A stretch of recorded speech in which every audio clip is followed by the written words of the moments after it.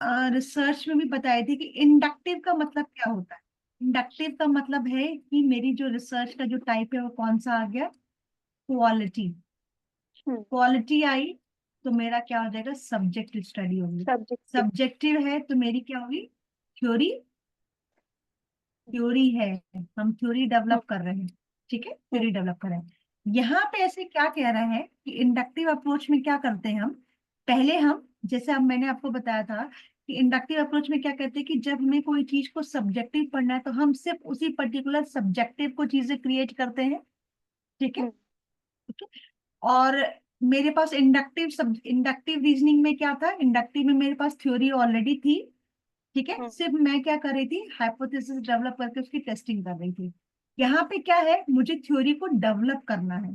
ठीक है, inductive approach में क्या करना है, थ्योरी को डेवलप करना है। तो मैं क्या करूंगी, पहले एक ऑब्जर्वेशन रखूंगी।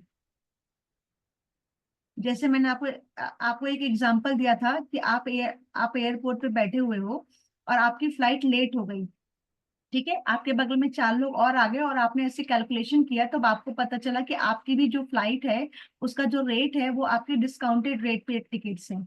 ऐसे ही जब आपने बगल वाले से पूछा तो उसकी भी टिकट्स का जो रेट है वो डिस्काउंटेड रेट पे था। तो आपने क्या किया, चीजों को ऑब्जर्व करना शुरू किया। ऑब्जर्व करने के बाद जब आपको ये बात 4 से 10 लोगों में दिखी तो आपने एक पैटर्न को बनाया। ठीक है, और फिर हाइपोथेसिस एक डेवलप करके एक थ्योरी बनाई कि जितनी भी लो कॉस्ट एयरलाइंस हैं वो हमेशा लेट होती हैं। ठीक है, तो आपको इसमें सबसे ज्यादा इंपॉर्टेंट क्या करना है, इस पैटर्न को ध्यान रखना है कि पहले आप क्या करते हो, चीजों को ऑब्जर्व करते हो, देन एक पैटर्न क्रिएट करते हैं, एंड देन पैटर्न क्रिएट करने के एक हाइपोथेसिस, दिमाग में एक हाइपोथेसिस बनाई कि शायद सारी के सारी लो कॉस्ट एयरलाइन, अच्छा ये क्या बोलते हैं, किंगफिशर भी आपकी अच्छा मतलब जैसे आप लोग बैठे हुए सब लोग, बहुत लोग, ठीक है, कोई एयरलाइन से जा रहा है, कोई एयर इंडिया से जा रहा है, कोई किंगफिशर से जा रहा है, कोई किसी से जा रहा है। तो धीरे धीरे क्या किया आपने, पैटर्न को एक डेवलप किया और आपने टेंटेटिव हाइपोथेसिस क्रिएट किया कि अरे वो फर्क नहीं पड़ रहा है कि कौन सी एयरलाइन से बंदा जा रहा है, ये मैटर कर रहा है कि जिसकी जिसके रेट्स कम है उनकी उनकी फ्लाइट्स की टिकट, उनकी उनकी फ्लाइट्स लेट हो रही है। फिर उसके बाद आपने क्या किया, थ्योरी को डेवलप किया। तो इसमें जनरली क्वेश्चंस कैसे आते हैं, ये पैटर्न को अरेंजमेंट करने के लिए आ जाते हैं कि इंडक्टिव रीजनिंग में, इंडक्टिव अप्रोच में आप क्या करते हो, कैसे पैटर्न को करते हो। तो इंडक्टिव रीजनिंग बिगिन क्या करती है, with series of specific data. क्योंकि हम क्या कर रहे हैं, एक स्पेसिफिक डेटा को लेकर के क्या करेंगे, एक जनरलाइजेशन पे जा रहे हैं। ठीक है, क्योंकि मैंने आपको बताया था इंडक्टिव अप्रोच में हम क्या करते हैं, स्पेसिफिक टू यानी जन। पर्टिकुलर टू जनरल की तरफ जाते हैं। What we are doing, we are analysing the data on a specific facts. ठीक है, एक स्पेसिफिक डेटा पे जब डेटा बार बार वही रिजल्ट देता है, जैसे एक एग्जांपल, छोटा सा आपको एग्जांपल देती हूँ। कभी कभी क्या होता है, आपके घरों में नमक आता है, ये आपकी मम्मी को जरूर पता होगा, नमक आता है तो कभी कभी क्या होता है, किसी किसी सॉल्ट का जो कंटेंट होता है ना वो ज्यादा तीखा होता है। ठीक है, तो क्या होता है कि मान लो वो नया पैकेट खुला है और मम्मा ने सब्जी बनाई है, एंड मम्मा ने एवरी डे के हिसाब से एक जितना स्पून का फिक्स होता था उतना डाला, लेकिन उस दिन सब्जी में नमक ज्यादा हो गया। तो जब when you complaining to that कि मम्मा सब्जी में नमक ज्यादा, तो मम्मा ने कहा मैं तो उतना ही डालती हूँ जितना डेली डालती हूँ। ठीक है, तो देन क्या हो, फिर उनको लगा कि चलो ठीक है, हो सकता है शायद गलती से मैंने 2 बार डाल दिया है। ऐसा जब 4 बार हुआ तो मम्मा ने क्या पैटर्न को ऑब्जर्व किया कि ये वाले जो कंटेंट का जो नमक आया हुआ है उसमें जो नमकपन है ना वो थोड़े में ही बहुत ज्यादा है, वो ज्यादा तेज है। तो what she started doing, after 3 to 4 days of observation, pattern observe किया, एक हाइपोथेसिस क्रिएट किया, and she came to the conclusion कि ये वाले पैकेट का जो नमक आया ना ये ज्यादा दिखा है, तो it's better instead of using 1 full spoon I will use only half an spoon. ठीक है, तो वो क्या हुआ आपका, आपने एक स्पेसिफिक चीजों पे चीजों को ऑब्जर्व किया and then you develop a theory. तो यही है आपकी इंडक्टिव रीजनिंग। ठीक है, particular to general, Ram mortal है, श्याम मॉर्टल है, शुभम मॉर्टल है, इसीलिए हमने क्या कहा, सारे मैन मॉर्टल हैं। क्योंकि ये राम श्याम और शुभम क्या है, मैन ही तो है, सभी मैं। सारे मैन है। तो what we doing, from particular to come to the generalization, and for that first we are observing, then we are observing the pattern, and then we create a hypothesis in our mind, and then we develop a theory. Right, this is your inductive reasoning. Done. Can you move further? Okay. Then deductive reasoning, ठीक है। Deductive reasoning में क्या था हमारा, deductive reasoning में क्या था, we already have a theory, right? We already हाँ। have a theory, and now we will do the we will create a hypothesis, and then we will, what we will do, उसकी testing करेंगे, ठीक है। उसकी testing करेंगे। तो देखो एक बात ध्यान देना, मैंने आपको ये बताया था कि जो मेरी क्वांटिटेटिव रिसर्च होती है उसकी जो टेस्टिंग होने के बाद जब चीजें खत्म हो जाती हैं और हमें ये क्लियर हो जाता है कि whatever the hypothesis we have created in our mind before conducting the research, वो एक करेक्ट हो गया और एक कंक्लूजन पे आ गया, और that conclusion become the theory for the new topic, right, again become a topic for your research. वो किस में आ गया आपका, वो तब जाके मूव हो गया आपके इंडक्टिव अप्रोच में, क्योंकि वहां पे थ्योरी छोड़ दिया और थ्योरी के बाद आगे पैटर्न को ऑब्जर्व करो।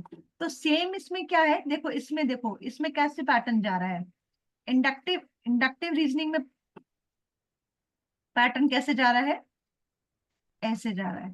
पहले हमने पैटर्न को ऑब्जर्व किया, ठीक है, फिर पैटर्न बनाया, फिर हाइपोथेसिस किया, फिर थ्योरी की।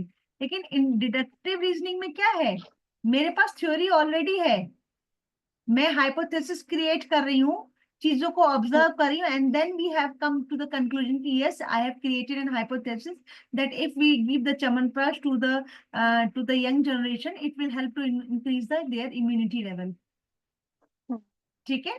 तो इसमें आप एरो का बड़ा ध्यान रखना कि पहले क्या है, इसमें मेरा एरो ऊपर की तरफ जा रहा है, first observation, pattern, hypothesis and theory, right.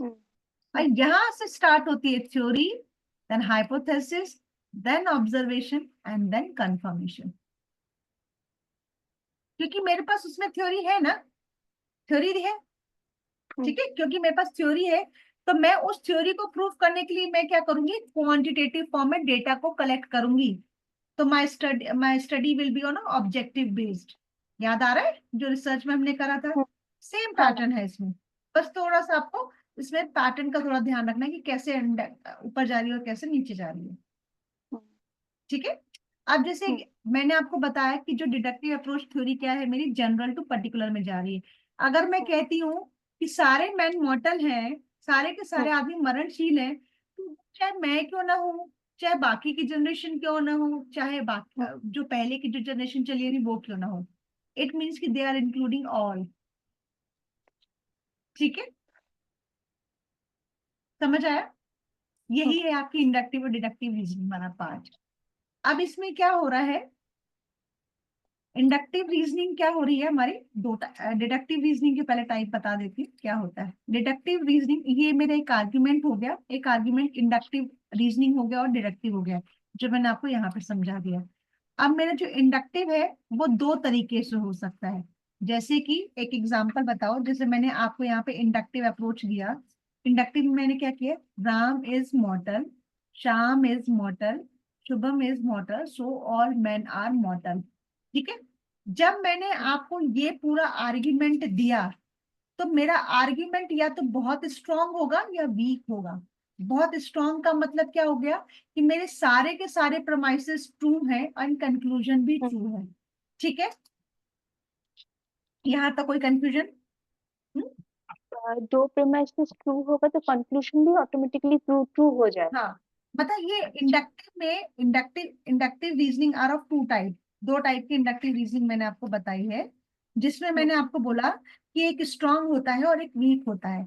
Strong के केस में क्या होगा, आपके सारे के सारे ट्रू प्रमाइसेस हो ट्रू जाए, होंगे और कंक्लूजन भी ट्रू। ट्रू हो जाए। इट मीन्स कि योर रीजनिंग इज और ऑफ स्ट्रांग टाइप, ठीक है। पॉइंट आपको लिखा देती हूँ एक मिनट, कि आपको उसमें काम आ जाएगा, थोड़ा सा इजी लिखते तक मशीन, एक सेकंड, ठीक है। स्ट्रांग हो गया या फिर आपका वीक हो जाए।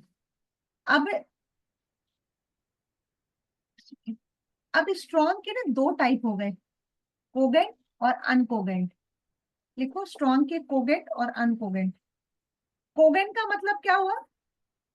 कोगेंट का मतलब क्या हुआ? सब कुछ ठीक है, ठीक। ठीक है, all premises true, conclusion true. Uncogent में क्या हुआ? अनकोगेंट में क्या हो गया? मैम यहाँ पे ऑल प्रेमाइसेस ट्रू नहीं होगा, हाँ, मतलब कुछ ना कुछ गड़बड़ है। कुछ ना कुछ गड़बड़ होगा। हाँ, तो वो क्या हो गया? आपका इंडक्टिव रीजनिंग जो है वो स्ट्रॉन्ग होने के साथ स्ट्रॉन्ग का अनकोगेंट पार्ट हो गया, हम्म, यानी वो इनवैलिड हो गई। जैसे मैंने आपको उस समय वेन डायग्राम के थ्रू बताया था ना कि हम्म, इनवैलिड स्टेटमेंट्स आप कैसे चेक करोगे, दैट इज योर अनकोगेंट में हो गई। अब ठीक है इंडक्टिव रीजनिंग का सेकेंड टाइप है वीक। अब वीक का मतलब क्या हो गया? मैम। वो वीक का मतलब क्या हो गया? फॉल्स होगा, फॉल्स होगा तो ऑटोमेटिकली फॉल्स वो होगा, हाँ, स्ट्रक्चर फॉर्म नहीं हो ऑटोमेटिकली पाएगा। कंक्लूजन जो है वो वीक, हाँ, और वो वीक हो जाएगा, ठीक है। हम्म, तो मैं हम्म, ये कह सकती हूँ कि इंडक्टिव का जो स्ट्रॉन्ग टाइप है, उस स्ट्रॉन्ग का जो अनकोगेंट टाइप है is equal to your weak type of your inductive. हम्म, कह सकती हूँ, देखो ये मेरा इंडक्टिव है, हम्म, इंडक्टिव का स्ट्रॉन्ग पॉइंट है। स्ट्रॉन्ग के हमने दो टाइप बताए, कोगेंट और अनकोगेंट। कोगेंट में क्या हम्म, है? सब कुछ ठीक है। हम्म, अनकोगेंट में क्या है? कुछ ना कुछ प्रोमाइसेस आगे पीछे इनवैलिड टाइप के, ठीक है। और वही सेकंड हम्म, वीक वाले में क्या हो गया कि प्रोमाइसेस वगैरह गलत है या कुछ ना कुछ चीजें हम्म। वीक है। तो मैं ये कह सकती मैम हूँ, वीक वाला जो है वो भी तो अनकॉवेंट है ना? हाँ, अनकोगेंट का तो ही टाइप है, अनकोगेंट का हम्म, टाइप है। अनको नो सॉरी, वीक वाला जो है वो इंडक्टिव का टाइप है। इंडक्टिव रीजनिंग के दो टाइप हैं, एक तो हम्म। स्ट्रॉन्ग और एक वीक, ठीक है। नहीं मैम, मैं ये बोलना चाह रही हूँ हम्म, कि स्ट्रॉन्ग में जो अनकॉवेंट है वहां पे सम आर इनवैलिड, हाँ, और वीक में जो है, वीक हाँ, में जो है वो भी तो सम आर इनवैलिड। हाँ, इसीलिए हम कह सकते हैं कि जो इंडक्टिव टाइप में जो स्ट्रॉन्ग टाइप है उसका जो अनकोगेंट है is equal to the weak type of inductive reasoning. मैं कह सकती हूँ कि जो मेरी हम्म, इंडक्टिव रीजनिंग का स्ट्रॉन्ग टाइप है, उस हम्म, स्ट्रॉन्ग टाइप का जो अनकोगेंट है is equal hmm, to weak type of inductive reasoning, हाँ हाँ है ना? हाँ। ठीक है, हम्म, क्वेश्चन ऐसे ही घूमते हैं, ध्यान रखना है इस बात को, ठीक है। हम्म, कि कल को हम्म, अगर इस तरीके से अनकोगेंट और वीक आ जाए ऑप्शन में तो अनकोगेंट और वीक इक्वल है, ठीक है। दो अनकोगेंट जो है वो स्ट्रॉन्ग इंडक्टिव रीजनिंग का टाइप है, हम्म, स्ट्रॉन्ग इंडक्टिव रीजनिंग का, ठीक है। और वीक क्या है? सिर्फ इंडक्टिव रीजनिंग का टाइप है। समझ आई ये बात? हम्म, हम्म। अब हमारा डिडक्टिव रीजनिंग देखो, सेम इंडक्टिव रीजनिंग की तरीके से डिडक्टिव रीजनिंग कितने टाइप की होती है? वैलिड और इनवैलिड। और हम स्लोगिज्म्स वगैरह में क्या कर रहे हैं? डिडक्टिव रीजनिंग ही कर रहे हैं, तभी तो हम उसमें वैलिड और इनवैलिड स्टेटमेंट चेक करते हैं, हम्म, ठीक है।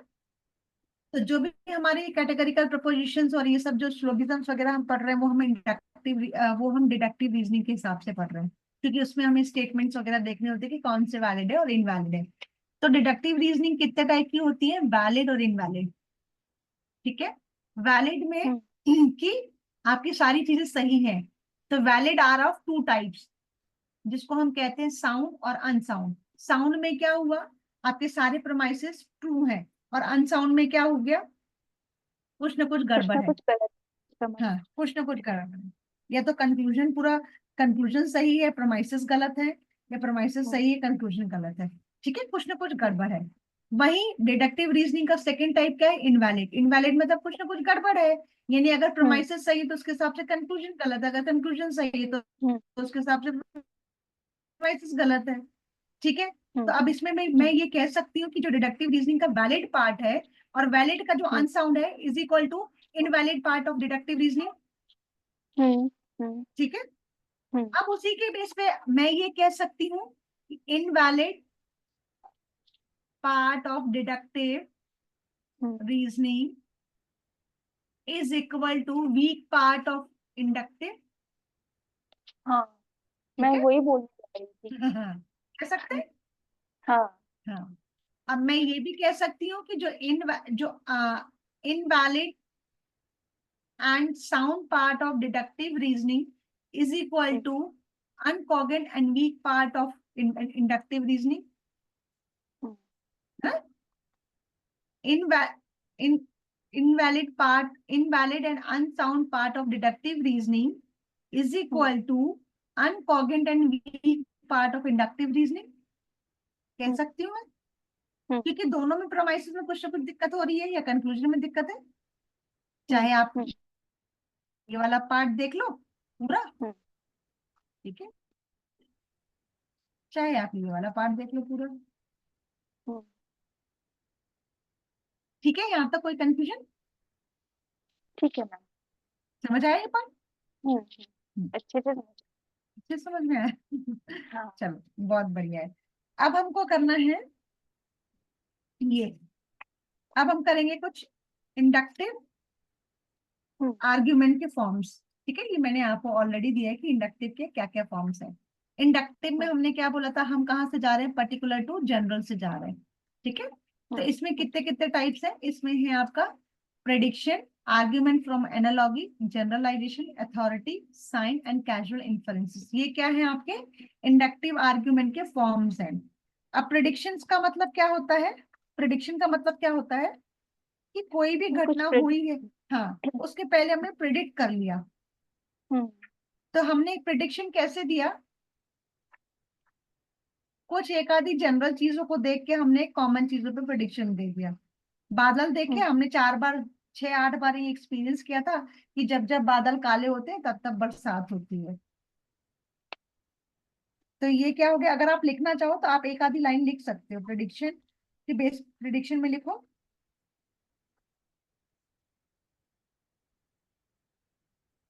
बेस्ड ऑन पास्ट नॉलेज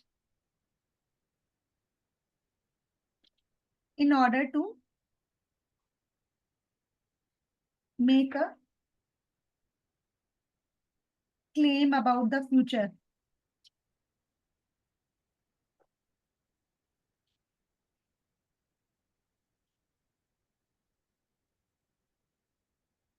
ठीक है, क्लियर हो जाएगा इस बात से कि हमको पहले हम्म, कभी कोई भी एक्सपीरियंस हुआ था, हमने 4 बार देखा था बादल काले होते हैं तो बरसात हो जाती है, तो we did the hmm, prediction. तो मैंने क्या किया, पर्टिकुलर से एक जनरल प्रेडिक्शन बना लिया। ठीक है, then hmm, second is your argument from the analogy. Analogy का मतलब मैंने उस दिन बताया था आपको, analogy means, analogy means analogy, similarity, similarity. Similarity ये थे ना हमने, नंबर्स के, हाँ, वर्ड्स के, हाँ, रिलेशनशिप्स के। हाँ, हाँ, ठीक है, तो इसमें क्या है कि हम क्या कर रहे हैं, एक चीजों की तुलना दूसरी चीजों के साथ कर रहे हैं। तो इसमें लिख लो, एक पॉइंट लिख लो, depend on the existence of an analogy between two separate things, between two. Two separate things.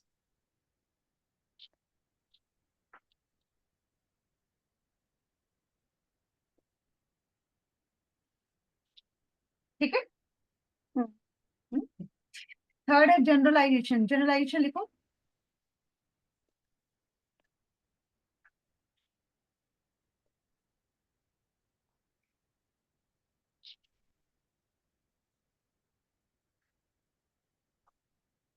Generalisation का मतलब क्या होगा, मैम जनरलाइजेशन का मतलब होगा कि वो जो अपने कोविड वायरस का वो इंजेक्शन हम्म, था, वो हमने सैंपल जनरलाइज किया था, उसमें चेक किया जनरलाइ था। जनरलाइजेशन का हम ऐसे कह सकते हैं कि जैसे अभी जैसे वेदर चेंज होता है, ठीक है, हम्म, अब ये एक एग्जांपल वैसे कैसे देती, generally in winters we need the hot things more in our body, right, हमें ज्यादा हम्म, चीजें चाहिए होती हैं। तो हम व्हाट वी आर जनरलाइज, कि कोई भी हमारे घर में गर्मी में आता है तो what we are offering, we are offering the cold water और cold drinks, right. Hmm And whenever anybody came in our home in during the hmm winter season, so what we are offering, chai piyoge. In peak summers, nobody is offering generally tea. ठीक है? हम्म तो हम हम्म ये क्या generalise करते हैं कि हर किसी को, अगर हमें हमें सर्दियों में चाय की जरूरत होती है और गर्मियों में ठंडे पानी और कोल्ड ड्रिंक्स की जरूरत होती है, इतनी सभी को वही जरूरत होती है. तो this is your hmm generalisation. ठीक है? Based on whatever we have applied on a whole group, now we are applying for the small group also. ठीक है? अच्छा, हम्म कि जैसे सपोज करो, एक एग्जांपल है, अब जैसे अभी क्लास में आप अकेले हो. ठीक है? हम्म अगर 50, अगर मुझे पता है कि अगर 10 लोगों को पीपीटी के थ्रू पसंद आ रहा है, तो 50 को भी पसंद, पढ़ाई समझ में आ जाएगी. तो व्हाट आई डिड द एक कॉमन जनरलाइजेशन. ठीक है? हम्म तो इसको लिख लो, अगर लिखना चाहो तो apply apply to whole group on knowledge, sorry, based on knowledge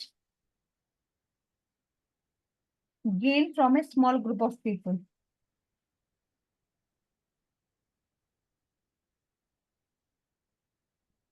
Gained from a small group of people.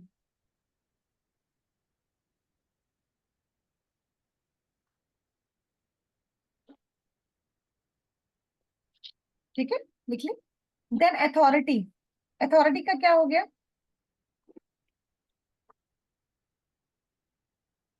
Authority का मतलब क्या हो गया? हम किसी भी चीज को सही क्यों मानते हैं? क्योंकि कभी हमें किसी ने, बड़े ने या किसी अथॉरिटी पर्सन ने कहा हम्म है ना, कि भाई हम्म किसी ने कहा कि ये हम मत जाओ, यहाँ पे खतरा है. तो वो हमारा हम्म बड़ा है, और बिकॉज ये हमेशा सही बोलता है, इसलिए हम उसकी बात को मानेंगे. हम्म तो वो आपकी हो गई इंडक्टिव आर्ग्यूमेंट फॉर्म्स. इसमें लिखो conclude something is true.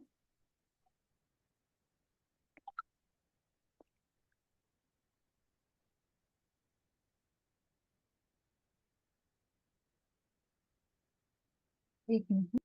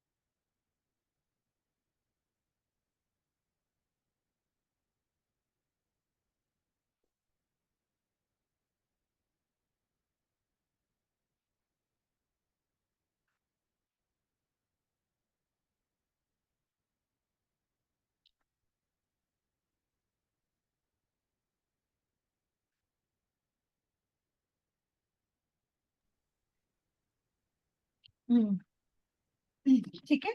Authority का मतलब समझ में आ गया कि हम किसी भी चीज को क्यों सच मान रहे हैं, क्योंकि हमें किसी अथॉरिटी ने कहा है।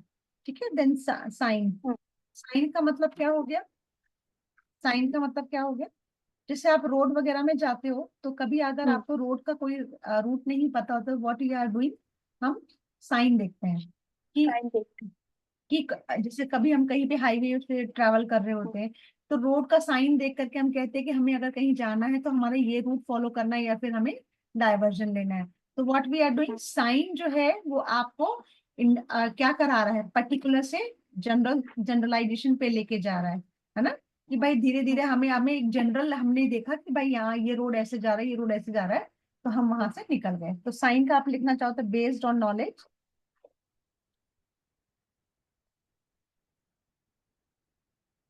वो रास्ते में वो डेंजर वाला साइन रहता है ना, ये वाला। हाँ, वो वो कैसे हम, वो क्या कर रहा है, पर्टिकुलर पर्टिकुलर से हर एक को जनरलाइजेशन पे लेके जा रहा है ना।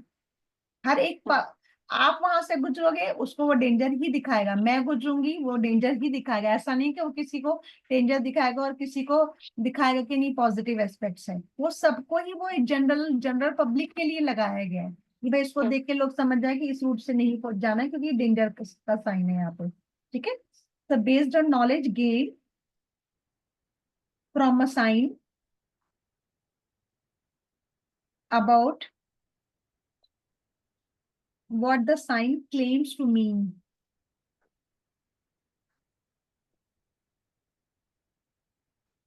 Claims to means. ठीक है।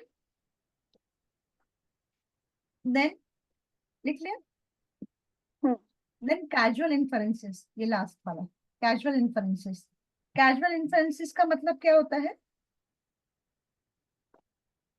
Casual का मतलब मैम कैजुअल मतलब वो जनरल होता है ना जनरल, कि मैम, किसी का। ठीक ठाक। हाँ, हाँ, वो और इन्फरेंसेस क्या करना? इन्फ्लुएंसेस मतलब प्रिडिक्शंस करना टाइप का, कोई प्रिडिक्शन चीज का। कर। हाँ, तो हम एक क्या कैजुअल इन्फरेंसेस ड्रॉन करते हैं कि whenever we are waking up in the morning, if your ground is wet और your balcony is wet, what inferences you are drawing in your mind, कि लगता है रात को बारिश हुई थी। हम्म, ठीक है। जैसे दिल्ली में पॉल्यूशन लेवल के टाइम पे क्या होता है, generally they are sprinkling water in a very early morning. तो वो क्या होता है, जब हम बहुत अर्ली, बट हम 7-8 बजे, 7 बजे जब वॉक वॉक पे निकलते हम्म, हैं, तो it is a weighty outside, right? But वो वेट ऐसा होता है कि वो बारिश वाला वेट नहीं होता है, because we have already seen the things in our past. हमें पास्ट एक्सपीरियंस के बेस पे बहुत कैजुअल इन्फ्लुएंसेस भी है ड्राइंग। अच्छा लगता हम्म, है स्प्रिंकलिंग हुई है। ठीक है। तो वो हो गया आपका कैजुअल इन्फरेंसेस। अगर आप लिखना चाहो तो एक लिख लो प्रोसीड्स, ताकि आपको बाद में रिवीजन के लिए इजी हो जाएगा। From knowledge of a cause to a claim about its effect और vice versa.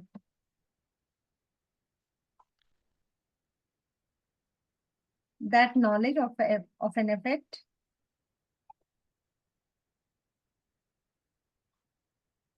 Can provide information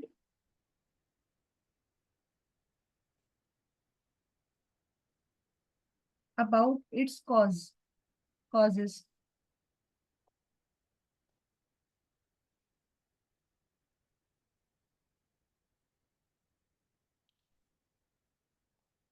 लिख लिया।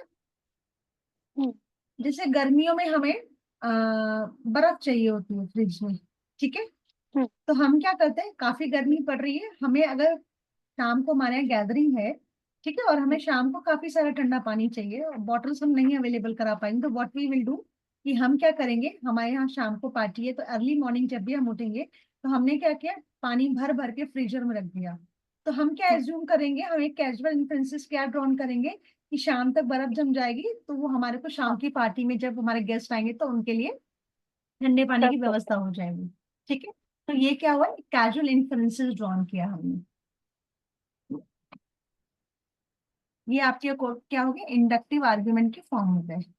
ठीक है।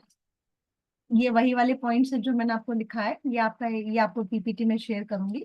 जो मैंने आपको हम्म, समझाया इंडक्टिव और डिडक्टिव रीजनिंग, ये पूरा का पूरा वही है। ठीक है। अब एक एक छोटा सा, और ये जो इंडक्टिव अप्रोच है डिडक्टिव अप्रोच, ये देखो मैंने यहाँ पे डिडक्टिव के कितने टाइप है, इंडक्टिव के कितने टाइप है, सारा यहाँ पे आपको मेंशन किया हुआ है। फिर आपका है एब्डक्टिव रीजनिंग। एब्डक्टिव रीजनिंग क्या होती है? When we make educated guess on the basis of our observation and incomplete information is known as abductive reasoning. यानी क्या किया, थोड़ी मोड़ी चीजें अवेलेबल है, छोटा मोटा सा ऑब्जर्वेशन करके हमने क्या किया, एक क्या कर लिया हमने, एक गेस कर लिया, उसको कहा हमने एब्डक्टिव रीजनिंग। हमने किसी के, जैसे कहते हैं ना कि मान लो एक एग्जांपल, अ, जैसे शिवानी ने आपको बोला कि मैं आज क्लास नहीं अटेंड कर पाऊंगी, ठीक है, और वो कल कल भी नहीं कर रही है। आज का तो चलो उसने कहा कि मैं शिफ्टिंग कर रही हूँ, आपने क्या कहा कि वो शाम को करेगी, ठीक है। बट अगर वो शाम को भी नहीं करेगी, तो आपको ये थोड़ा सा एजुकेशन नॉलेज, मतलब थोड़ा सा नॉलेज था आपको कि हम्म, वो शिफ्ट कर रही है यहाँ से, नैनीताल से, इसलिए वो हम्म, क्या करेगी, क्लास नहीं अटेंड करेगी।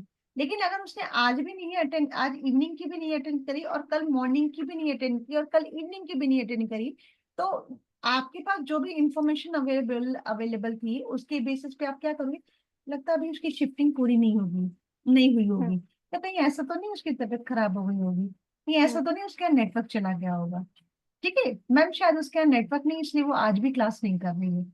तो आपने क्या किया वहां पे, इनकम्प्लीट इंफॉर्मेशन के बेसिस पे you given some educated guess, ये आपका हो गया एब्डक्टिव रीजनिंग। थोड़ी बहुत इंफॉर्मेशन है, थोड़ा बहुत नॉलेज है, और उसके बेसिस पे आप चीजों को कमिट कर रहे हो, मतलब आप बोल रहे हो, ठीक है। जैसे एक patient may not recognise all symptoms, but doctor senses their problems from the incomplete information of symptoms and suggest. आपने कहा मुझे बहुत पेट में दर्द हो रहा है, ठीक है, आपने कि 2 दिन क्या हुआ, दवाई ले ली, लेकिन आपका पेट दर्द ठीक ही नहीं हो रहा है, ठीक है। फिर आप डॉक्टर के पास गए, आपने कहा आपको पेट का दर्द है, उसने दवाई लिखी, आपने उसको बताया मैं 2 दिन से 3 दिन से दवाई ले रहा हूँ, तब भी मेरा ठीक नहीं हो रहा है। तो बिना किसी को ज्यादा किए उसने कहा कि ये भी टेस्ट करा लो, ये भी करा लो, ये भी करा लो, है ना। जनरली हम्म, डॉक्टर एक्यूरेट टेस्ट थोड़ी कराते हैं, डॉक्टर्स क्या कहते हैं, पहले एक टेस्ट कराते हैं, उसमें कुछ नहीं पता चलता तो दूसरा टेस्ट कराते हैं, दूसरा नहीं पता चलता फिर तीसरे टेस्ट में कराते हैं। तो वो क्या हो गई खर्चा आपकी, बढ़ा ऐसे देते करते करते अकाउंट खाली हो खर्चा बढ़ा जाते हैं, देते। खर्चा बढ़ जाता है और निकलता कुछ नहीं है।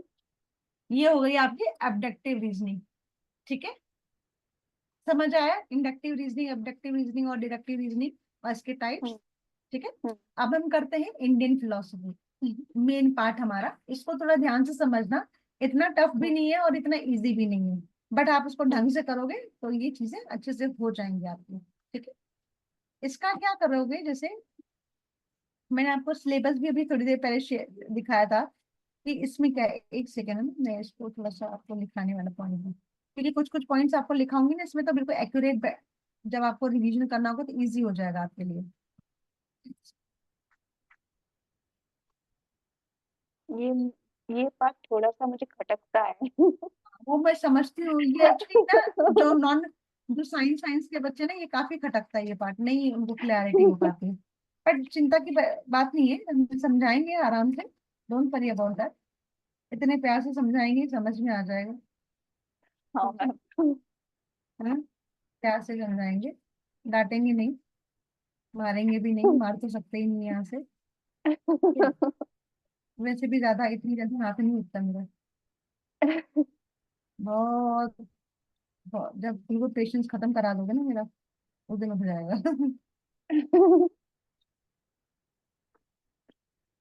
ये अब देखो, इंडियन फिलोसफी मतलब, आप हिंदी में, आप इसको अगर हिंदी में देखो तो क्या कहेंगे हम, भारतीय दर्शन शास्त्र, ठीक है, भारतीय दर्शन शास्त्र कहते हैं। अब भारतीय दर्शन शास्त्र क्या कह रहा है, कि हमारे जो चीजें हैं, नॉलेज वगैरह क्या कितने में डिवाइड किया गया है, नास्तिक और आस्तिक में, दो दो चीजों में इसकी ब्रांचेस डिवाइड की गई हैं, आस्तिक और नास्तिक, ठीक है। आस्तिक हम जनरल लैंग्वेज में इसको देखें तो हम क्या कहते हैं, आस्तिक वो जो कि भगवानों को मानते हैं, ठीक है। नास्तिक वो जो बिल्कुल भगवानों को नहीं मानते हैं, ठीक है। अब क्या होता है कि लेकिन यहाँ पे आस्तिक का मतलब होता है वो वो लोग जो लोग वेदास को मानते हैं, यानी हम्म, वेदास में दी हुई बातों को मानते हैं। और हम्म, और नास्तिक वो जो लोग वेदास को नहीं मानते हैं। हम्म, ठीक है। तो उसी उसी के बेस पे जो आस्तिक है उनको हम कहते हैं ऑर्थोडॉक्स, जो नास्तिक है उनको कहते हैं अनऑर्थोडॉक्स। ठीक है। अब हम्म, जो नास्तिक लोग हैं उनमें से कौन आ जाता है? बुद्धिस्ट, जैनिज्म और चारवाक। ये तीन अच्छा। ये तीन ये हैं, इनके ब्रांचेस में डिवाइड किया गया है। ठीक है। मैम ये लोग भगवान को नहीं मानते हैं? नहीं, भगवान को नहीं मानते। मैम तो बुद्धा का मूर्ति रखते हैं। मूर्ति है, वो अपने हिसाब से चीजें करते हैं। आप देखो कुछ नहीं, भगवान नहीं, ये वेदास को नहीं मानते, अच्छा। ये वेदों को नहीं मानते। तभी तो देखो ना, अपना शुद्ध पिटक अपनी गीता ये खुद ही लिखे हैं। हम्म, हमारी जो हम हिंदू लोग जो गीता पढ़ते हैं और जो हम्म, बुद्धिज्म की जो गीता है वो अलग है ना। वो अलग है? वो, हाँ, वो अलग है। मुझे पता नहीं है। हाँ, नहीं, हम भगवत गीता पढ़ते हैं, इनकी गीता हम्म, का नाम सुत पिटक है। अभी आगे अच्छा। सुत पिटक में क्या है इसमें, अभी आगे बढ़ाऊंगी इसमें। ठीक है। अच्छा। हाँ हम्म। हाँ, वो 14 या 7 का कुछ ये है। ये कुछ ये 8 अष्टांगिक मार्गों को मानते हैं। ठीक है। हम्म, जैनिज्म अपनी अपनी अपनी स्याद व्याग अस्थि उनको मानते हैं। ये हम्म, मेडिटेशंस पे ज्यादा बिलीव करते हैं। हम्म, ठीक है। हम्म, फिर हमारा एक आता है जो लोग वेदास को मानते हैं। अब जो वेदास को मानने वाले लोग हैं वो कौन है? 6 लोग। उसको 6 ब्रांचेस में डिवाइड किया गया और वो ब्रांचेस है ये वाली आपकी: न्याय फिलॉसफी, वैशिष्टि, मीमांसा, सांख्य दर्शन, हम्म, योग दर्शन और उत्तर मीमांसा। और अनऑर्थोडॉक्स, बुद्धिस्ट, जैनिज्म, चारवाक। ठीक है। अब हम्म, एरिस्टोल को हम क्या कहते हैं? Father of logic. और गौतम क्या है? गौतम जी जो है वो है फाउंडर है किसके? Classical Indian school of logics की। ठीक है। तो ऐसे कई बार क्वेश्चन आ भी सकता है कि भाई कौन है founder? Hmm, Indian classical school of logic का गौतम जी है। अब मैंने यहाँ पे आपको बताया है कि ये वाले जो है वो मेरे आस्तिक हैं और ये मेरे नास्तिक हैं। हम्म, नास्तिक में सबसे पहले हमारा कौन है? Buddhism, Jainism. बुद्धिज्म किसने दिया? गौतम बुद्ध ने। जैनिज्म कौन है? महावीर जी। चारवाक कौन है? बृहस्पति। मैम ये 4 क्या होता ठीक है? है। चारवाक एक फिलॉसफी है जो ये कहते हैं खाओ पियो ऐश करो, कोई जरूरत नहीं इकट्ठा करने की। पता नहीं जिंदगी कब दोबारा मिलेगी इंसानों की, अच्छा। खाओ पियो ऐश करो। तो ये क्या है? ये अपनी अपनी धारणाएं हैं कि जिंदगी को कैसे आगे चीजें चलें। बुद्धिज्म क्या कहता है? 8 मार्ग को फॉलो करो। ठीक है। जैनिज्म क्या कहता है? प्रेक्षा ध्यान करो। ठीक है। ऐसे अलग अलग चीजें बोलते हैं। अब उसी तरीके से जो लोग वेदास को मानते हैं वो उनमें से है न्याय दर्शन, हम्म, वैशिष्टि दर्शन, सांख्य दर्शन, योग दर्शन, पूर्व मीमांसा, उत्तर मीमांसा। ठीक हम्म, है। अब जो न्याय दर्शन है वो किसने दिया है? गौतमा ने दिया है। ये गौतम बुद्ध और गौतम ये 2 डिफरेंट लोग हैं। ठीक है। हम्म, वैशिष्टि दर्शन किसने दिया? कन्नाड ने, सेज कन्नाड ने। सांख्य दर्शन किसने लिखा? कपिला ने। योग दर्शन किसने लिखा? पतंजलि ने। पूर्व मीमांसा किसने लिखा? जैमिनी ने, जिसको हम मीमांसा जब। नाम से भी जानते हैं। पूर्व मीमांसा जैमिनी, उत्तर मीमांसा भद्रायण या महर्षि व्यास। ये दोनों एक ही नाम है, एक ही पर्सन के नाम है। मतलब भद्रायण भी सेम पर्सन है और महर्षि व्यास मतलब इन्हीं लोगों ने लिखा है। ठीक है। वेदांता, वेदांता का मतलब वेदों का अंतिम पाठ। ठीक है। मैम कुछ संस्कृत जैसा है ये हाँ, पाठ। ये है ही उसी का, ये थोड़ा सा फिलोसफी में है ही ऐसा। हाँ। ठीक है। ये इसको ज्यादा नहीं, बस इसको थोड़ा सा आप याद कर लेना कि किसने किसने दिया है। ठीक है। मेन क्योंकि ये आपकी बुक में है इसलिए मैंने इसको आपको पढ़ा रही हूँ आप लोगों को। हम्म, अब इसमें हमें अलग मैम अलग। आता ही है हाँ, क्वेश्चन, यहाँ से क्वेश्चन हाँ, आता है। क्वेश्चन आते हैं और, इसमें। और मैं छोड़ के चली आती हूँ। नहीं नहीं, आप इसको थोड़ा सा ध्यान से पढ़ोगे ना हो जाएगा, ऐसी कोई वो नहीं है। अब मैंने आप इसमें ना पीपीटी में बनाया भी आप लोगों के लिए बड़े सिस्टमेटिकली की चीजें इजीली समझ में आ जाए। ठीक है। अब हम थोड़ा सा वेदास एक जनरल देख लेते हैं कि जब हम कह रहे हैं कि जो आस्तिक लोग हैं वो वेदास को मानते हैं, तो एक्चुअली वेदास है क्या हमारे। ठीक है, वेदास क्या है। हमारे 4 टाइप के वेदास हैं। कौन कौन से हैं। ऋग्वेदा, ऋग, यजुर्वेदा, सामवेदा, साम, अथर्ववेदा। और मैंने आपको हायर एजुकेशन के स्टार्टिंग में बताया था कि हमारा जो इंडियन एजुकेशन है वो कब से चला आ रहा है, वैदिक काल से चला आ रहा है। ठीक है, तो हमने उसमें डिवाइड किया था ना, वेदास का पीरियड था, मिडिवल पीरियड्स थे, प्री मिडिवल, फिर पोस्ट मिडिवल्स थे, फिर इंडिपेंडेंस था, प्री इंडिपेंडेंस और पोस्ट इंडिपेंडेंस, ऐसे डिवाइड किया था। ऐसे ही जो इंडियन फिलोसफी है इसको 3 ब्रांचेस में डिवाइड किया गया है, वेदास, उपनिषद और लेटर वेदास। मतलब जो वेदा है, वेदास जो है इसको 4 पार्ट्स में एक्चुअली मानते हैं। जैसे देखो, सपोज करो कि अगर मैं आपको बोलूं कि यूजीसी नेट का जो एनवायरमेंटल साइंस का सिलेबस है वो कितने कितनी यूनिट्स में कवर कर रहा है, वो कवर कर रहा है आपकी 10 यूनिट्स में। लेकिन वो पूरा का पूरा आपका यूजीसी नेट का सिलेबस है ना, है तो यूजीसी नेट का सिलेबस है। अब एक यूनिट जो खुद की एक यूनिट है वो एक पोथे के बराबर है, तो वो एक डिफरेंट मैटर है। उसी तरीके से जब हम वेदास को करते हैं ना, तो वेदास को क्या करते हैं, 4 पार्ट में डिवाइड करते हैं। ठीक है, संहिता यानी संहिता, ठीक है, ब्राह्मण, नहीं संहिता, आरण्य।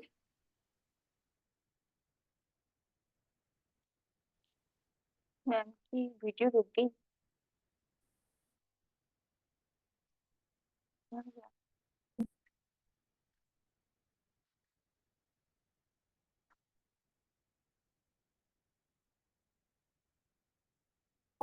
तो ऋग्वेदा में संहिता भी लिखी होगी, ऋग्वेदा में होगा, और ऋग्वेदा में उपनिषद भी होगा। और ये चारों मिला के आपका एक वेदा बनता है। वॉल्यूम जैसे डिवाइड करते हैं ना, जैसे वॉल्यूम्स देखते हैं ना, वैसे ही। हम्म, यानी ये इसके चारों के पार्ट हैं। उपनिषद क्या है, Upanishad itself is a part of your Veda. हम्म, और ये क्या है, अंतिम पार्ट है। ये वेदा का अंतिम पार्ट है, इसीलिए इसको हम वेदांता भी बोलते हैं। ठीक है, हम्म, यहाँ तक कोई कंफ्यूजन ठीक है। नहीं, चले। हम्म, ठीक, हम्म, चलो।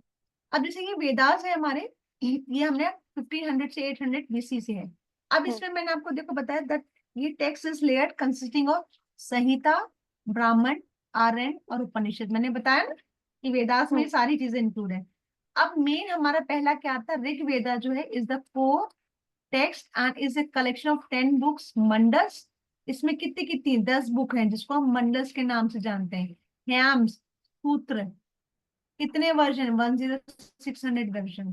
यानी क्या कर रहा है ये, जनरली जो क्या कर रहा है ऋग्वेदा, आपको क्या बता रहा है, सूत्रों में, सूत्रों के बारे में ज्यादा बता रहा है। सूत्र, सूत्र समझते हो कि बहुत बड़ी चीज छोटे में बोल देना, हम्म, है ना, वो हो गया सूत्र। अब ये सब वेद, वेद के टाइम, वेदा का काल है। ये है ऋग्वेदा मेन कि भगवान की पूजा वगैरह का।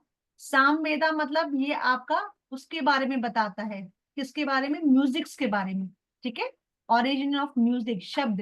यजुर्वेदा के में वेदास और इनकी वर्शिप के लिए। और अथर्ववेदा क्या है, जो आज की जो आयुर्वेदा वाली जो ब्रांच है उसको हम अथर्ववेदा कहते हैं। तो ये अथर्ववेदा जो है वो अभी एड ऑन हुआ है, ठीक है, पहले नहीं था।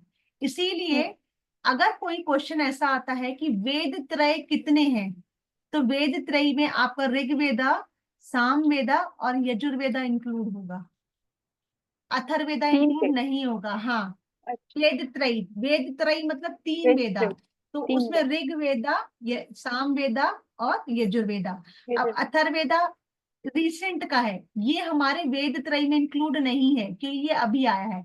और इन चारों को मिला के हम वेदास कहते हैं, वैदिक टाइम का। मैम और जब टाइप्स बोलेंगे तो चार बोलेंगे ना? हाँ, वैसे नॉर्मली वेदास हमारे 4 हैं, लेकिन कभी कभी हम्म, क्वेश्चन ऐसे घुमाने के लिए आ जाए कि वेद त्रयी में कौन कौन से वेदास इंक्लूड है। तो जो हम्म, अथर्ववेदा, क्या अल्फाबेटिकली ए जो है वो पहला लेटर शुरू होता है, तो हम्म, अथर्ववेदा पहला है, यानी अथर्ववेदा सबसे लास्ट में है, ऐसे याद कर लो। हम्म, तो वेद त्रयी में आपके ऋग्वेदा, सामवेदा और यजुर्वेदा इंक्लूड हो गए। ठीक है, डन। यहाँ तक कोई कंफ्यूजन। और सबके अपने अलग अलग रोल है। ऋग्वेदा में जनरली हमने क्या बताया कि हमें पूजा पाठ, मंत्र शंत्र, याम्स कैसे करने, चैंटिंग्स कैसे करनी है। सामवेदा में क्या है, म्यूजिक्स वगैरह के बारे में बताया गया है। यजुर्वेदा में क्या है आपका, आपका ये यज्ञ वगैरह के बारे में बताया कि यज्ञ वगैरह कैसे करना है। ठीक है। और अथर्ववेदा में क्या है, आयुर्वेदा वगैरह के बारे में बताया गया है, वेरियस ब्रांचेस हैं क्योंकि रिसेंट है ना। आयुर्वेद। हाँ, अब इसी टाइम पे हाँ चैंटिंग गाना। हाँ। हाँ, साम मतलब। मतलब सरगम, साम मतलब सरगम याद कर लो, ठीक है। यज्ञ, हाँ। यजुर मतलब यज्ञ वगैरह कैसे करने हैं, यस क्या। हाँ। ठीक है। अथर्व जो है वो ये आपका आयुर्वेदा से इंक्लूड हो गया, आयुर्वेद।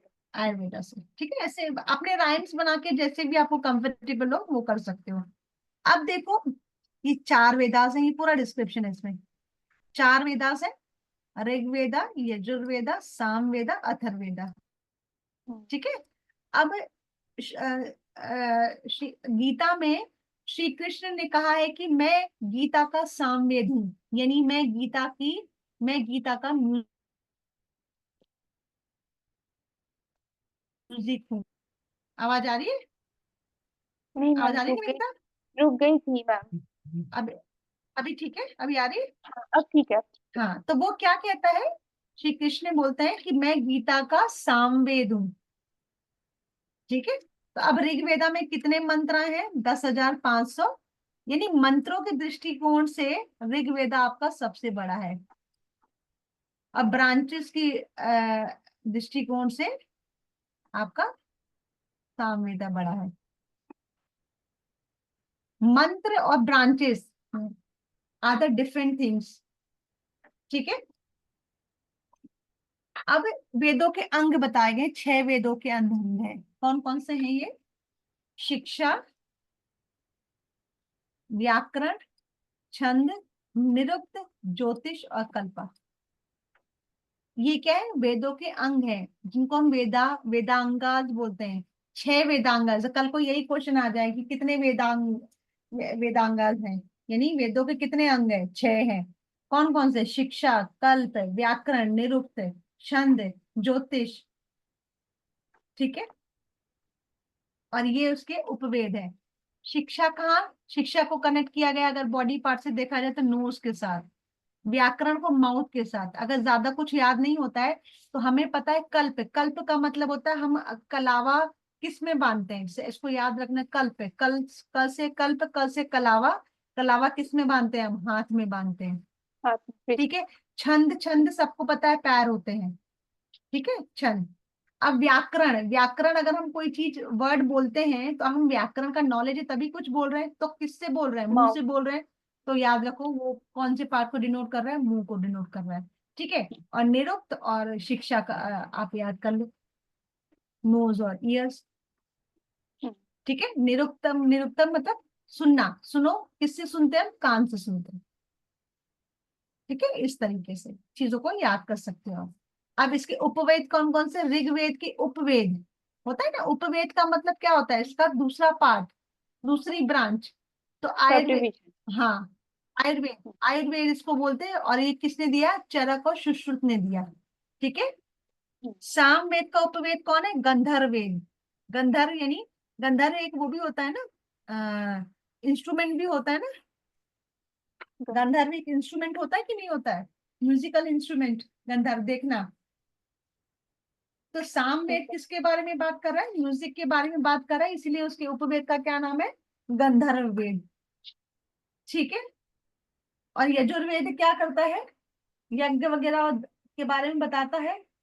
तो कैसे करोगे यज्ञ वगैरह, मैम हथियारों से, हमको। हाँ। हथियारों से करोगे, हथियारों से करते हुए याद कर लो धनुर्वेद, उसका उपवेद है धनुर्वेद, अच्छा। है ना। मैम अग्नि से करते हैं ना, करती यज्ञ। आग्नेय से, लेकिन इसको आप ऐसे भी याद कर सकते हो कि यजुर्वेद में क्या करते हैं, हम यज्ञ वगैरह के बारे में बात करते हैं। जब हम यज्ञ वगैरह के बारे में बात करते हैं तो हम जंगल में जाके करेंगे यज्ञ वगैरह, तो या घर पे करेंगे, कहाँ पे करेंगे, जैसे भी आप इसको याद रख सकते हो। वो अपना अपना तरीका है याद करने का, ठीक है। और अथर्ववेद का उपवेद कौन है, साप सतपत्य और सापुत। सापुत सापत्य, सती। हाँ स्थापत्य, अच्छा हाँ स्थापत और अर्थशास्त्र, ये इसके कौन है, उपवेद है। मैम वो जो स्थापत्य मीन्स वो जो स्कल्पचर होती है हम्म। वही वाली होगी। हाँ, वही वाली। ठीक है, एक दो बार पढ़ोगे ना, ऐसे टफ नहीं है, इजी है, हो जाएगा। इजी इजी बोलते बोलते यूनिट्स हो गई इतनी सारी। नहीं मैम वो यूनिट्स ठीक है मेरे लिए, बट ये यूनिट्स थोड़ा सा खटकता है मुझे, तो हाँ आप ये, समझाओगे ना, मैं समझूंगी ये हाँ वाला टॉपिक। अभी यहाँ तक समझ में आ गया ना आपको। हम्म। हाँ ठीक है, तो ये वाला पार्ट हमारा हो गया वेदांत वाला पीरियड का। अब सेकेंड पीरियड हमारा था उपनिषद। मैंने आपको बताया था उपनिषद क्या कह रहे हैं, हमारा हमारा इसका आखिरी पार्ट है। किसका आखिरी पार्ट है, वेदास का आखिरी पार्ट है। हम्म। इसीलिए हम उपनिषद को वेदांता भी बोलते हैं, यानी वेदों का अंतिम पार्ट। ठीक है, उपनिषद को अगर हम तोड़े, उप प्लस नी प्लस शद हम्म। प्लस शद। नी का मतलब है नीचे, हम्म। ठीक है, शद हम्म। मतलब बैठना, और कहाँ, हम्म। समीप। उप मतलब गुरु के समीप बैठना। मतलब पास में रह के सुनना, हाँ वो मतलब गुरु गुरु के का पास आप नीचे बैठ के नीचे सुनना। उसके बगल में बैठ के सुनना। वो क्या हम्म। करता है, अपने सैया, अपनी सैया पे बैठता है और उसके पास जा करके, शिष्य जाके बैठता है, और वो जो बोलता जाता है वो सुनता जाता है, हम्म। और वो मनन करता जाता है। तो हम्म। Upanishad is a combination of three words, उप प्लस नी प्लस शद। नी से नीचे, नीचे याद करो, नीचे मतलब सिट डाउन, नीचे बैठो। ठीक है, शद हम्म। मतलब पास में बैठना, और कहाँ, गुरु के पास बैठना। ठीक है, टोटल हमारे 108 उपनिषद बताए जाते हैं। हम्म। 108 उपनिषद बताते हैं। और वो उपनिषद जो है, उसमें से कुछ जो जनरल, जो हम मतलब जो ये कहते हैं, मतलब जो इम्पोर्टेंट उपनिषद मानते हैं, वो कहते हैं देर आर 10 प्रिंसिपल उपनिषद। ठीक है, हम्म। तो कल को क्वेश्चन ऐसे भी आ सकता है कि out of 108 Upanishad how many are the principal hmm. Upanishad. There are 10 Upanishad, 10 10। Principal Upanishad, और वो 10 प्रिंसिपल उपनिषद किसने दिए हैं, आदि शंकराचार्य ने। आतिश। आदि शंकराचार्य। ठीक है, नाम कुछ सुना सुना सा लग रहा है। हाँ शंकराचार्य ने काफी चीजें दी हैं। हम्म। ठीक है, नाम तो सभी सुने होंगे। हाँ मैम सुना है, शंकराचार्य, हाँ सुना है। ये कुछ सीरियल वीरियल भी थे क्या? नहीं, सीरियल वाले नहीं है ये तो, ऋषि मुनि नहीं वाले वो जब छोटे छोटे थे तब वो नेशनल डीडी नेशनल में कुछ आता था इसका। टाइप। हाँ वो आता होगा, जरूर आता होगा, लेकिन अब तो खैर है नहीं वो, एक तो बहुत टाइम पहले की वाली बातें हैं। हम्म। ठीक है, तो उन्होंने कहा था कि देर आर 10 प्रिंसिपल उपनिषद। अब 10 प्रिंसिपल उपनिषद में कौन कौन से, ईश केन कठ प्रश्न मुंडकाय मांडुकाय ऐत्रेय तैत्रेय छांदोक और बृहदारण्यक। ये क्या है, ये वो उपनिषद के नाम है जो हमारे 10 प्रिंसिपल उपनिषद हैं। कौन, ईशावाची उपनिषद, केनोपनिषद, कठोपनिषद, प्रश्नोपनिषद, मुंडका उपनिषद, मांडुकाय उपनिषद, तैत्तरीय उपनिषद, ऐतरेय उपनिषद, छांदोग्य उपनिषद, और बृहदारण्यक उपनिषद। ऐसे आकलन, ईश केन कठ प्रश्न मुंडकाय मांडुकाय ऐतरेय तैतरेय छांदोग्य बृहदारण्यक। ठीक है, ईश केन कठ, ईश केन कठ प्रश्न मुंडकाय मांडुकाय, 6 याद हो गए, ओके। ईश के निकट प्रश्न मंडुकाय प्रश्न मुंडकाय मंडुकाय, तैतरे ऐतरे, तैतरे ऐतरे, ऐसे। छांदोग बृहदारण्यक। ठीक है। हम्म, हम्म। ये हमारे कई बार हो सकता है वो बना के दे दे एबीसी के ऑप्शंस कि भाई कौन से इसमें से हैं कौन से नहीं है। हम्म। ठीक है, चले आगे। हम्म। चलो, अब ये नेक्स्ट उसके बाद वाला काल आ गया। क्या काल आ गया, लेटर पीरियड, जिसमें क्या हुआ, धीरे धीरे क्या हुआ, सोसाइटीज डिवाइड होना शुरू हो गई, किसमें, वर्नास में। ब्राह्मण, क्षत्रिय, वैश्य और शूद्र। ठीक है। ब्राह्मण कौन होते थे? मैम जो पूजा पाठ करते हैं। पूजा पाठ प्रीस्ट लोग होते थे। ठीक है। हम्म, क्षत्रिय किसको मानते थे? क्षत्रिय कौन होते थे? मैम जो वॉरियर्स वो होते थे। वॉरियर्स। वॉरियर्स होते थे। शूद्र किनको कहते थे? जो लेबर क्लास होती थी। Labour class. और वैश्य जो वैश्य जो जो बिजनेस करते थे बिजनेस। जनरली। हाँ। बस ऐसे याद रख लेना। ठीक है। कि फिर थर्ड काल में क्या हुआ, हमने जब वेदों का अंतिम होना शुरू हो गया तो फिर धीरे धीरे हमने क्या किया, पूरी सोसाइटी को उनके काम के हिसाब से, उनकी कैलिब्रिटी के हिसाब से वर्णास में डिवाइड कर दिया। और दलित उस समय कौन थे? अनटचेबल्स, जिनको हम टच नहीं करते थे। ऐसे कौन से लोग थे? जो स्ट्रीट स्वीपर्स थे, जो डेड बॉडीज के साथ डील किया करते थे, जो एनिमल वेस्ट और को आप उठाते थे, ऐसे लोगों को हम दलित और अनटचेबल्स बोलते थे। ठीक है। अब हमारा आता है आस्तिक वाला। आस्तिक से हम शुरू करते हैं कि किसने क्या क्या दिया था। ठीक है। न्याय फिलॉसफी है। मैंने यहाँ पे आपको पूरी लिस्ट दी हुई है कि आस्तिक में कौन कौन आ रहे हैं। ठीक है। ये है आपके आस्तिक वाला पार्ट। ठीक है। ये है हमारा नास्तिक वाला पार्ट। ठीक है। इसमें से कुछ कुछ important important topic, important important line है, वो मैं आपको इसका बेस समझा देती हूँ, क्योंकि क्वेश्चंस अब आने लग गए हैं इसमें से भी। अब हम पहले कर रहे हैं, क्या कर रहे हैं? न्याय फिलॉसफी कर रहे हैं। न्याय फिलॉसफी किसने दी थी? गौतम। सेज गौतम। हम्म। सेज गौतम ने दी थी। सेज गौतम को हम क्या कहते थे? अक्षपाद अक्षता। कहते थे। ये ऊपर देखते तारे गिनते हुए चलते थे, उनके पैरों में आंख थी, इसलिए कहते थे इनको अक्षपाद। ठीक है। ये क्या कहता है? It is concern with the condition of the correct thinking and means of acquiring true knowledge of the reality. ये क्या कहता था? कि सही सोचो। ठीक है। और सही नॉलेज को लो। सही नॉलेज क्या था उस समय?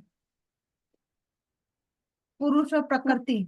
सही नॉलेज उस समय क्या हुआ करता था? कि मेन जनरली देखोगे अगर आप वेदास के टाइम पे, जनरली आपका क्या होता था? हमेशा मोक्ष मोक्ष मोक्ष के और स्पिरिचुअलिटी पे ज्यादा फोकस हुआ करता था। मुक्ति। मुक्ति, हाँ, मोक्ष मतलब मुक्ति। ठीक है। मुक्ति का मतलब मरना नहीं होता। मुक्ति का मतलब होता है कि हम जन्म मरण के बंधन से मुक्त हो जाएं। हम अपने कर्म ऐसे करें कि अब आज ये जन्म जो मुझे मिला, इसके बाद मैं जन्म ही ना लूं, मुझे मोक्ष की प्राप्ति हो जाए। ठीक है। पता नहीं अगला जन्म चीटी मिलता है, क्या मिलता है, कुछ नहीं पता। तो इसीलिए उसका मतलब होता था कि मेन उनका पहले के यही, इनका इन पे ही फोकस होता था। इनके ही फोकस होने पे अलग अलग चीजें हुआ करती थी। ठीक है। अब इनका क्या था? Useful in developing power of useful thinking and criticism. Therefore other name of न्याय फिलोसफी का क्या होता था? न्याय फिलोसफी के और दूसरे दूसरे नाम क्या है? न्याय विद्या, तर्क शास्त्र और अन्वेषिकी, यानी साइंस ऑफ क्रिटिकल थिंकिंग। यानी जो भी ये चीजें करती थी, ये तर्क के साथ न्याय देता था। ये तर्क, यानी किसी भी चीज पे आपने कोई भी डिसीजन सुनाया तो पूरा लॉजिकली तर्क के साथ न्याय देना, बराबर बराबर सबको। ठीक है। ऐसा नहीं कि कोई आपके फेवरेट है तो उसको उस तरीके से रिजल्ट, उस तरीके से डिसीजन सुनाना। इसीलिए न्याय फिलॉसफी को हम क्या कहते हैं? न्याय दर्शन भी कहते हैं, तर्कशास्त्र भी कहते हैं, और अन अन्विष्की भी बोलते हैं, यानी साइंस ऑफ क्रिटिकल स्टडी। यानी उसकी क्रिटिकलिटी तक चले जाना, अंदर तक चले जाना। ठीक है। अब हमारे वैदिक लिटरेचर में दो तरीके के, एक तो श्रुति ग्रंथ होते हैं और एक स्मृति ग्रंथ होते हैं। श्रुति ग्रंथ का मतलब क्या होता है? जो सुन मैम के हासिल सुन किए जाते हैं, सुन के। और स्मृति का मतलब होता है जिसको हम याद रखते हैं। शरण करते। हाँ, शरण करते हैं। श्रुति के अंदर कौन कौन से आ गया?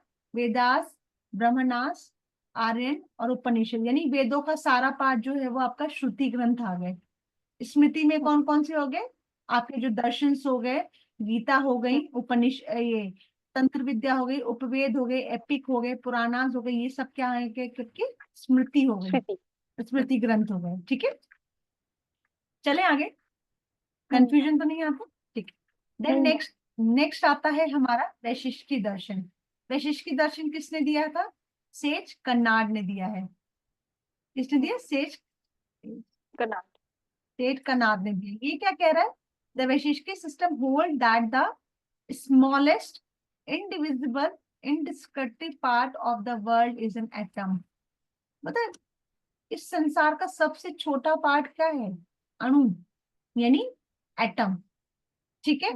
और जितनी भी फिजिकल थिंग्स हैं वो किसका कॉम्बिनेशन है? हमारे पांच तत्वों का। एटमोस्फियर। एटमॉस्फेयर यानी पांच तत्व, यानी आपका अर्थ, वाटर, फायर और हाइड्रोजन, ये क्या क्या हो गया? Water, water, fire, air and earth. Earth. ठीक है। एंड इसने क्या डेवलप की? Metaphysics and ontology. Metaphysics and ontology का मतलब क्या बताया था मैंने आपको रिसर्च में? कुछ मेटाफिजिक्स मतलब क्या? जो भगवान को मानते हैं, कहते सब भगवान करते हैं। नहीं, भगवान तो नहीं। क्या था? वो कुछ दर्शन शास्त्र जैसा था।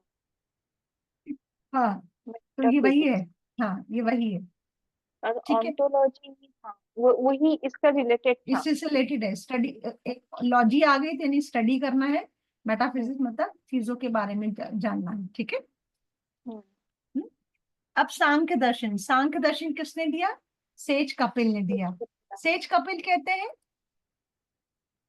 दो चीजों को ध्यान देते हैं। बोलते हैं पूरा का पूरा संसार, सृष्टि जो होती है वो दो दो तत्वों से बनी है, पुरुष और प्रकृति। हम्म, यानी प्रकृति पहले से ही थी, पुरुष अपना अलग पैदा हुआ, प्रकृति अपना अलग पैदा हुआ है। जब दोनों अलग अलग थे तो दोनों में कोई भी इम्प्योरिटीज नहीं थी। लेकिन हम्म, जैसे ही पुरुष जब प्रकृति के साथ मिलना शुरू हुआ, तो इसमें पुरुष और प्रकृति का मतलब वो नेचर और हमारे को काउंट कर रहा है। ठीक है। जब पुरुष प्रकृति के साथ मिलना शुरू हुआ तो उसमें कुछ मैं तत्व आए। मैं से अहंकार आया, और अहंकार से हाँ, हमारे में रासिक, सात्विक और तामसिक गुण होते हैं। हमारी बॉडी में तीन टाइप के गुण मिलते हैं हमें। ठीक है। हम्म। सात्विक, मैम, रासिक और वाला तामसिक। ये वाला पार्ट में उससे रिलेट कर सकती हूँ। वो कलर्स टीवी में एक माँ काली का एक सीरियल होता था। हाँ, अच्छा। तो वहां पे शिव बोलता था ये वाला पार्ट। हाँ, सात्विक मतलब देखो, सात्विकता का क्या होता है? जैसे जो जैसे हम कहते हैं ना, कोई सात्विक प्रवृत्ति का है, कोई राजसिक प्रवृत्ति का, कोई तामसिक प्रवृत्ति का है। जो बहुत आलसी देखो, राजसिक का मतलब होता है क्रियाशील। हम हम्म, सब राजसिक प्रवृत्ति के हैं, तभी हम क्रियाशील हैं। ठीक है। लेकिन किसी में सात्विक तत्व ज्यादा होता है, किसी में तामसिक। क्योंकि ये पूरी सृष्टि ही तो रासिक है, क्योंकि सृष्टि भी तो चल ही रही है ना। अगर हम हम्म, क्रियाशील नहीं रहेंगे तो चीजें कैसे चलेंगे आगे जा करके? तो कल को हम्म, क्वेश्चन इस तरीके से अगर आए कि who believe the two realities that पुरुष एंड प्रकृति, तो सांख्य दर्शन या कपिला, सेज कपिला। या सेज कपिला किन दो बातों को मानते हैं? पुरुष और प्रकृति के माने मानते हैं। वो कहते हैं पुरुष और प्रकृति पहले दो अलग अलग होते हैं, लेकिन जैसे ही पुरुष प्रकृति के साथ मिलता है तो उसमें मह तत्व आ जाता है। मह तत्व जैसे ही ज्यादा हाई लेवल पे आता है तो अहंकार आ जाता है। और अहंकार को इन्होंने डिवाइड किया है सात्विक, रासिक और तामसिक। एक्चुअली बताओ तो सांख्य दर्शन बताता है कि पूरी सृष्टि कैसे क्रिएट हुई है, इस सृष्टि में जो हम है वो कैसे क्रिएट हुए हैं। तो जब आप आपका ब्रह्मांड को लेता है। हाँ, ब्रह्मांड को वो करके कर रहा है। ठीक है। जब हमारा सात्विक आहार बहुत सात्विक चीजें ज्यादा होती है, तब हमारी पांच ज्ञान इंद्रियां, पांच कर्म इंद्रियां और एक मन इंद्री पैदा होती है। ठीक है। और रासिक में, रासिक वो क्रियाशील चलता रहता है। तामसिक गुणों के कारण क्या होता है? हमारी पांच तन मात्राएं और पंच महाभूत, यानी पंच महाभूत मतलब हम क्रिएटर सबसे लास्ट में है। हमारे में क्या है? हम हमारी बॉडी पंच महाभूतों से तो मिलके बनी है। हम्म, हमारी पूरे हम फाइव एलिमेंट्स बोलते हैं ना, हर कण कण में हम्म, ये पांच एलिमेंट्स होते हैं। तो इसी तरीके से हम्म, पांच ज्ञान इंद्रियां कौन सी हो गई? यानी फाइव सेंसेस ऑर्गन आपके, eyes, nose, ears, touch, tongue and your skin. और कर्म इंद्रियां हाँ, क्या हो गई? कर्म इंद्रियां कौन कौन सी हो गई? पाद, पायु, उपस्थ, वाक और लिंग।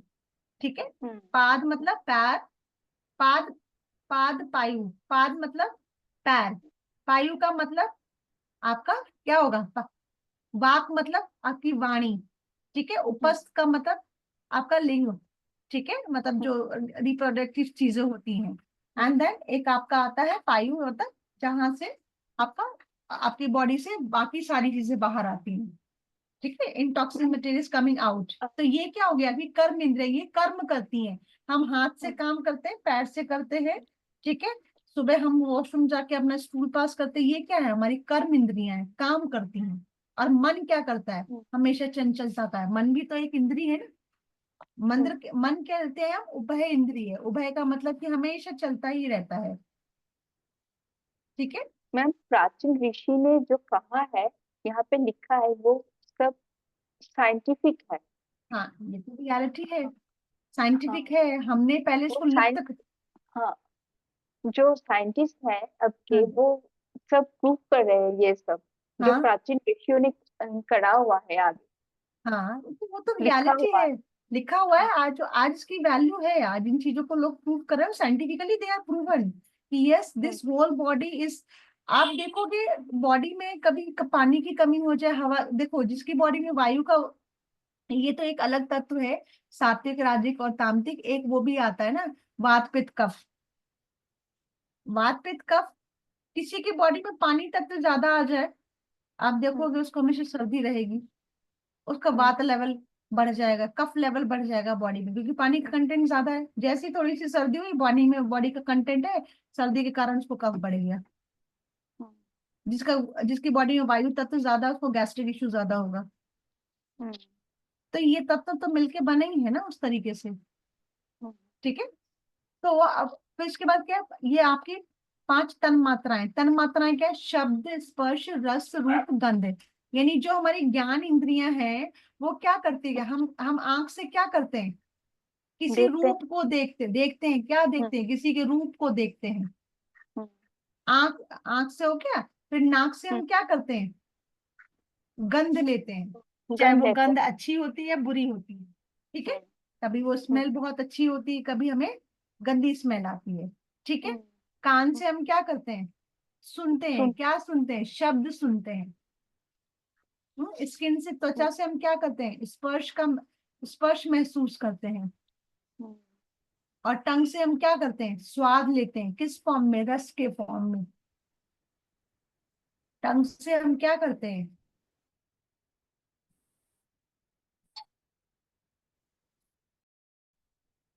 आवाज नहीं आ रही क्या मेरी? अभी आ गई?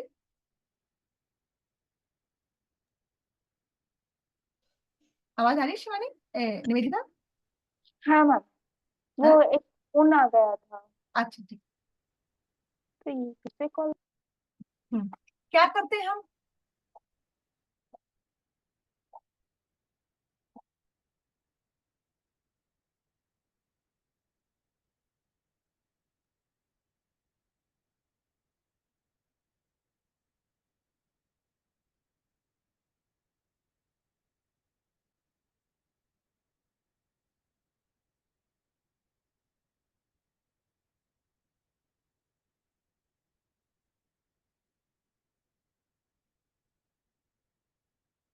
आवाज आ रही है निवेदिता?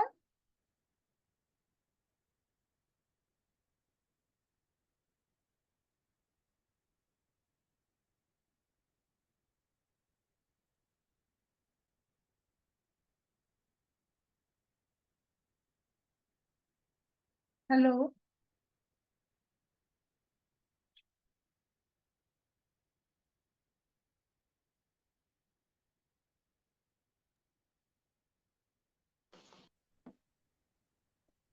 हाँ मैम। ठीक है। हाँ। अब हम इससे, जब हम टंग से क्या करते हैं? टंग से कोई ना कोई चीज का स्वाद लेते हैं, तो स्वाद किस फॉर्म में होता है? रस के फॉर्म में होता है, खट्टा होता है, मीठा होता है, रसीला होता है। तो ये क्या है? आपकी 5 ज्ञान इंद्रियां 5 तन मात्राओं के साथ मिलके काम कर रही हैं। हम्म, आंख से क्या किया? चीजों को देखा, किस फॉर्म में? रूप देखा। तो आंख की तन्मात्रा कौन हो गई? रूप हो गई। टंग से टेस्ट किया, क्या टेस्ट किया? रस लिया, स्वाद लिया। तो टंग की तन मात्राएं हो गई वो आप, कुछ तो हम्म, शब्द है ना, एवरीथिंग हम्म, इज अ शब्द। तो क्या हो गया आपका, कान का क्या तन मात्राएं हो गई, शब्द। स्किन क्या हो गई, त्वचा क्या हो गया आपका, स्पर्श, फील करते हो आप चीजों को। और नाक से हम्म, क्या करते हो आप, सुगंध लेते हो, चाहे वो सुगंध अच्छी हो चाहे वो खराब हो। तो नाक की जो तन मात्रा है वो हो गई आपकी गंध। ठीक है, उसी तरीके से। और फिर ये सृष्टि क्रिएट हो गई, यानी हमारे जैसे लोग क्रिएट हो गए, जो हमारे पंच महाभूतों से मिलके बने हैं। क्या क्या है, आकाश, वायु, अग्नि, जल, पृथ्वी।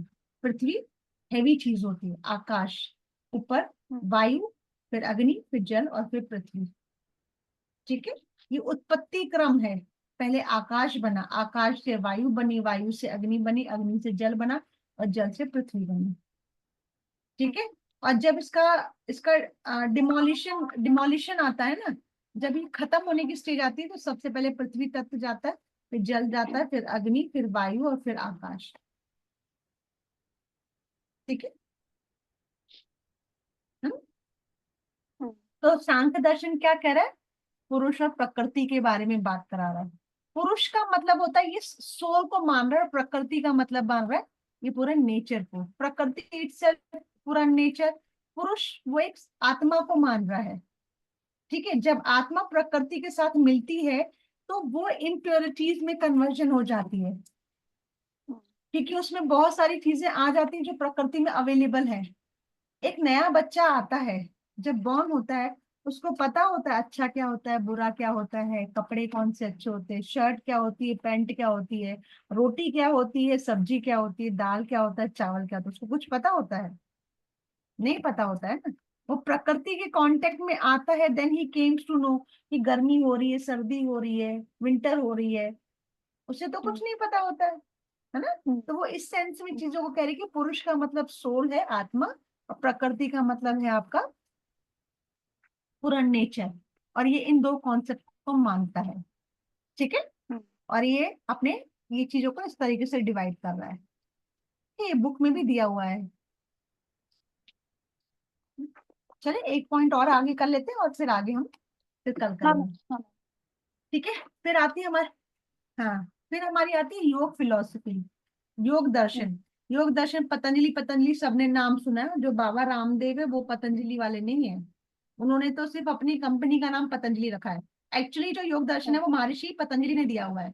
ठीक है, तो ये क्या हम्म, कहते हैं कि फिलोसफी ऑफ योगा क्या कहती है कि जो माइंड है, बॉडी है, स्पिरिट है, ये एक है, और ये हमेशा, ये कभी भी अलग नहीं हो सकती है। Mind, body, spirit are one and inseparable. ठीक है, it is similar to the philosophy of Buddhism as it states that the cause of suffering. Buddhism में का तो खैर मैं अलग से कराऊंगी। ठीक है, and all that binds us to the cycle of rebirth and the wheel of samsara in this ignorance। तो अब ये जो योग फिलोसफी है, इन्होंने क्या किया है, पतंजलि योग दर्शन ने क्या किया है, योग को 8 पार्ट में डिवाइड किया है। कैसे, यम, नियम, आसन, प्राणायाम, प्रत्याहार, धारणा, ध्यान, समाधि। 8 अंग है हमारे योग के, किसके हिसाब से, एज पर महर्षि पतंजलि के हिसाब से। यम नियम, यम मतलब जो हम हमारी बॉडी के लिए बनाते हैं, नियम मतलब जो हम सोसाइटी में फॉलो करने के लिए बनाते हैं। देन फिर उसके बाद आसन करो, आसन करने के बाद जब आपकी दृढ़ता आती है तो प्राणायाम करो, क्योंकि बॉडी जब इम्प्योर हो जाती है तो आप जो प्राणायाम करोगे उससे आपकी बॉडी में प्योर एयर जाएगी। देन प्रत्याहार करो, जब आप इन चारों स्टेज से गुजर जाते हो, धीरे धीरे आप अपनी इंद्रियों पे कंट्रोल करना शुरू कर पाते हो, यानी प्रत्याहार करते हो। ठीक है, फिर उसके बाद धारणा करते हो। धारणा मतलब आपको जब मेडिटेशन में बैठते हो तो आपको किसी एक चीज को फोकस करने की जरूरत होती है, यानी whenever you are sitting in a meditation, तो आपको स्टार्टिंग में कोई ना कोई चीज चाहिए होती है ताकि आप एक कंसंट्रेशन लेवल बढ़ा सको। अगर टकटकी लगा के देखोगे तो वो धारणा है। फिर ध्यान, फिर थोड़ी टाइम के बाद क्या आएगा कि आप धीरे धीरे आंखें बंद करके उस चीज को विजुअलाइज करोगे, और समाधि का टाइम ऐसा आएगा कि जब आप आंखें बंद हो गए and there is no thought in your mind. हम्म। ठीक है। तो 8 अंगों में डिवाइड किया गया है महर्षि पतंजलि ने योग फिलोसफी को। हम्म? यहाँ तक कोई कंफ्यूजन निवेदिता? ठीक है मैम। ठीक है। चलो बाकी हम कल करें, पूर्व मीमांसा और उत्तर मीमांसा, ठीक और फिर हम कल स्टार्ट करेंगे ये वाला बुद्धिज्म वगैरह कंप्लीट करके हम ये करेंगे, है। प्रमाण्स करेंगे। ठीक है, हो जाएगा कल, नहीं तो परसों तक कंप्लीट करा दूंगी इसको। समझ आया यहाँ तक? कंफ्यूजन तो नहीं कोई? हम्म, ठीक है मैम। मैम आज हाँ? पढ़ लेते हैं, कल बोलेंगे।